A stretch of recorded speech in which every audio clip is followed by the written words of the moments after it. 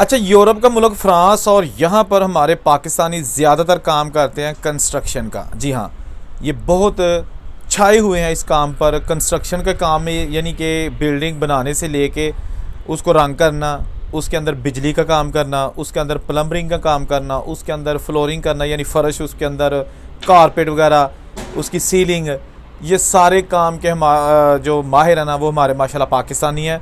वो ना सिर्फ खुद ठेकेदार हैं बल्कि जो नए लोग आते हैं उनको जॉब्स भी देते हैं और उनकी रोज़ी रोटी भी लगी हुई है। अगर फ्रांस में देखा जाए तो बहुत सारे जो पाकिस्तानी और ख़ास तौर पर इंडियन जो है ना पंजाबी, वो रंग के काम के ठेकेदार हैं और छाए हुए हैं। बहुत अच्छे माशाल्लाह वो इस बिज़नेस में अपना नाम बनाए हुए हैं और बहुत अच्छा पैसा कमा रहे हैं।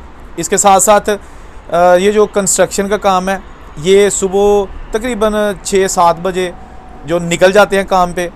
कैमियो यानी कि गाड़ियाँ रखी हुई हैं, उसके अंदर इनके सामान होता है, उसके अंदर जितने लोग बैठ सकते हैं वो बैठते हैं। किसी भी घर के बाहर जाके जहाँ पर इनका काम स्टार्ट होने वाला होता है, अपना ठेके के मुताबिक काम शुरू करते हैं। 4-5 बजे तक ये घर आ जाते हैं। बाज़ का थोड़ा सा टाइम ज़्यादा भी लग जाता है, कम भी लग जाता है, लेकिन ये है कि कम से कम हक हलाल की रोटी कमाते हैं, अपना और अपने बच्चों का पेट पालते हैं। सबसे ज़्यादा जो रंग का या सोल का यानी फ़र्श का काम है ना, वो फ्रांस में है।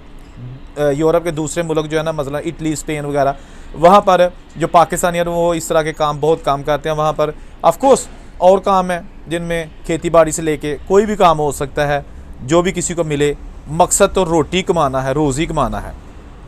बात आ जाती है फ्रांस में ज़ुबान की, तो ज़ुबान बहुत बड़ा मसला है।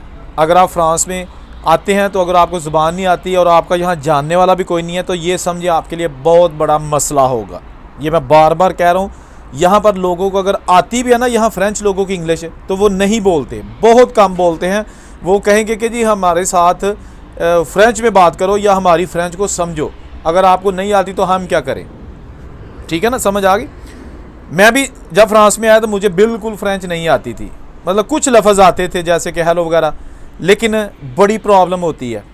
अगर आप फ्रांस आने का सोच रहे हैं तो मेरा ख्याल है कि आप जब तक आपका वीज़ा नहीं लगता, आप फ्रांस नहीं आते, तो कोई छोटी मोटी क्लासेस ले लें फ्रेंच लैंग्वेज की, ये आपको बहुत फ़ायदा देगी।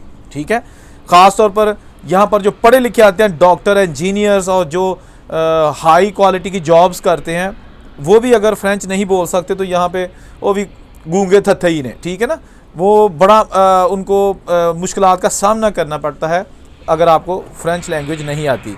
इसी तरह अगर आप जर्मनी में जाते हैं, किसी भी मुल्क में जाते हैं, तो आपको वहाँ की ज़ुबान कम से कम बेसिक लैंग्वेज कोर्सेज ज़रूर करें, वो ज़ुबान आनी चाहिए। इससे ना सिर्फ आपको रोज़गार आसानी से मिल सकता है, बल्कि यहाँ पर अगर आप कहीं विज़िट के लिए भी जाते हैं तो आप किसी से कोई चीज़ पूछ सकते हैं, आप किसी से बात कर सकते हैं, किसी रेस्टोरेंट में जाके खाना मंगवा सकते हैं, कोई क्वेश्चन कर सकते हैं। ये चीज़ें बड़ी मैटर करती हैं। तो कोशिश करें कि जहाँ आप वीज़ा लगवाने की तैयारी करते हैं, अपॉइंटमेंट लेते हैं, स्टेटमेंट बनवाते हैं, यानी कि पूरा प्रोसेस करते हैं, वहाँ कम से कम साथ साथ इन मुल्कों की लैंग्वेज भी सीख लिया करें, ताकि वो भी आपको बहुत ज़रूरी है।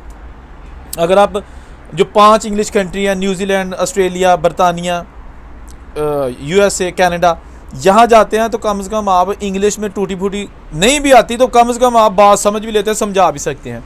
लेकिन फ्रेंच एक प्रॉपर लैंग्वेज है और आपको मस्ट आनी चाहिए। अगर आपको नहीं आती तो ये आपके लिए मसला है, और यकीनन यहाँ आके भी आपको सीखनी ही है।